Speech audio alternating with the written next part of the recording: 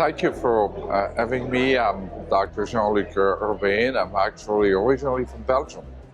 So I did my training and became an MD back in Belgium in the early 80s, and then went on to pursue training in internal medicine, then nuclear medicine. Then I decided to get some experience in the United States. I came back to Belgium, practiced for a few years, and then returned to the United States. They asked me to consider going back to the United States, immigrated to the United States, and I completed my PhD in molecular biology and molecular oncology at Temple University. I'm the current president.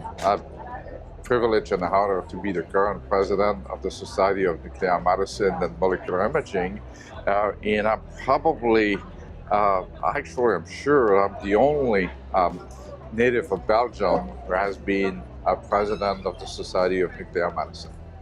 That's a very profound question, so I'm going to try to summarize a little bit my answer. My interest has always been physiology and pathophysiology, so that's why I choose to go the internal medicine pathway versus the surgical pathway, right? Thinking about the disease, doing some differential diagnosis, and apply some treatment. But beyond patients, the clinical patient, beyond the patient clinical approach, I was very interested by understanding a little bit better the origin of diseases. And it turns out that my wife at one point in time developed a thyroid nodule. And if you remember, the origin of nuclear medicine is dealing with thyroid disease. It's hyperthyroidism and also thyroid cancer. So she had a few tests. At the time, ultrasound was not really big. It was at the late 70s, and she had an iodine thyroid scan. And I got in touch with the professor in nuclear medicine at the university.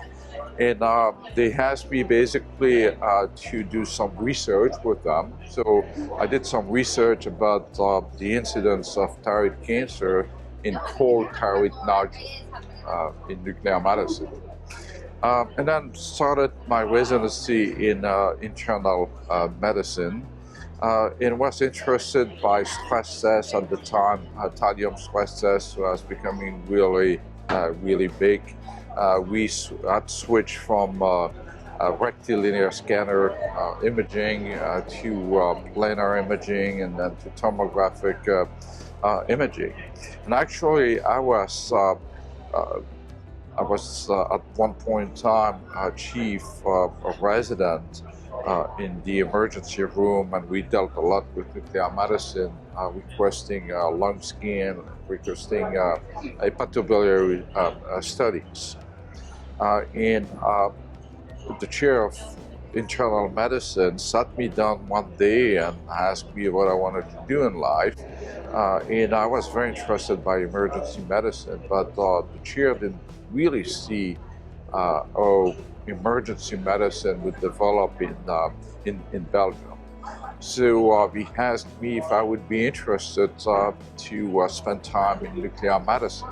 In Belgium, at the time, nuclear medicine residency was open to people having completed an internal medicine residency program or a radiation therapy program. So I got involved into nuclear medicine, and I felt that it was really complementing fulfilling, I should say, my desire to learn more about physiology and pathophysiology. So I started to really love nuclear medicine as a clinician. And a dream of mine was always to go to the United States and to have some experience. And experience at the time, United States as probably the best, the most proactive, the most active nuclear medicine operations in the world. I joined the Society of Nuclear Medicine in 1984, before the BNMS was was created. So I got the opportunity to spend a year of nuclear medicine at Temple University in Philadelphia. Came back to Belgium, as I mentioned before, and they called me back in the United States, and I basically immigrated to United States.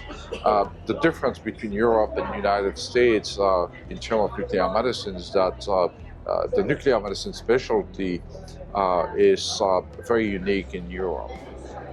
That's a very interesting question, but at the same time, very profound questions. And the reason is because I think that in order to choose a career, you have a few parameters that you have to evaluate. And the first one is yourself.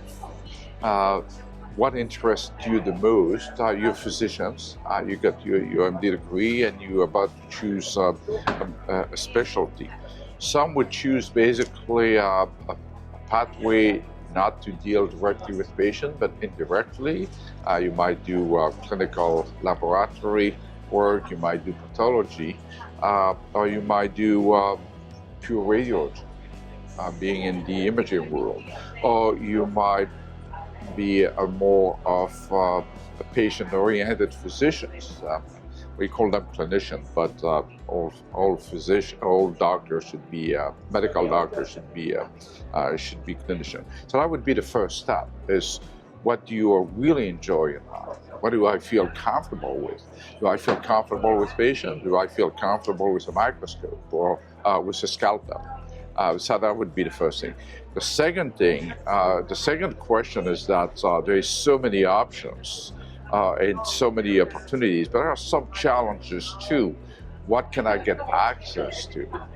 We definitely have a shortage of physicians in pretty much every single specialty. So the choice at this point in time is vast, is enormous.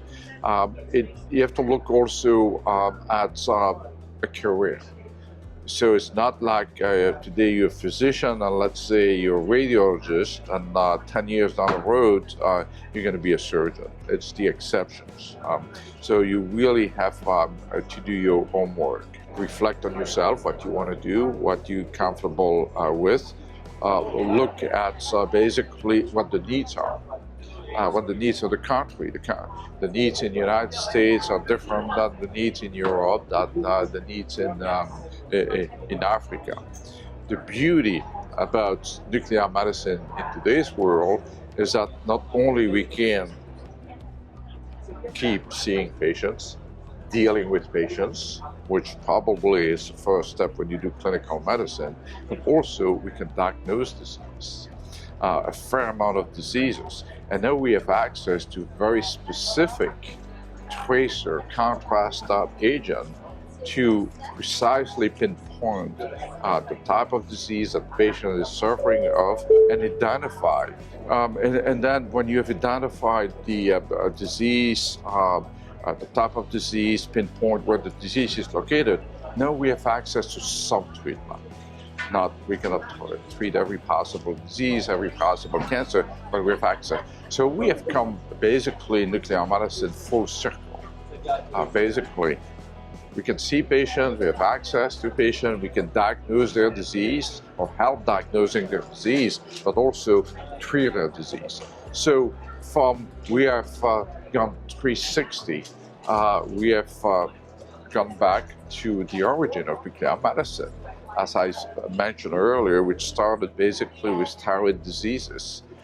So I feel really good about this, but also I want to encourage those medical students, those physicians who are looking for a clinical career, not to see nuclear medicine as an imaging specialty only, but I see as a full-fledged, mature specialty.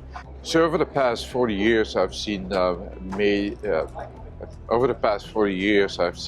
many isotopes, many radiopharmaceuticals, Uh, the therapeutic isotope are definitely my favorite because we can switch basically from an imaging-only specialty to a full-fledged clinical specialty. What would be my favorite radiopharmaceuticals? I have many of them, so it would be very difficult. I love rubidium, I love floripidase for cardiac myocardial perfusion, and of course I love PSMA, which has been basically not an evolution but a revolution in terms of patients suffering from prostate cancer, both at the diagnostic level and the therapeutic level. What I would be really, really excited to see it very quickly is some specific tracer for breast cancer.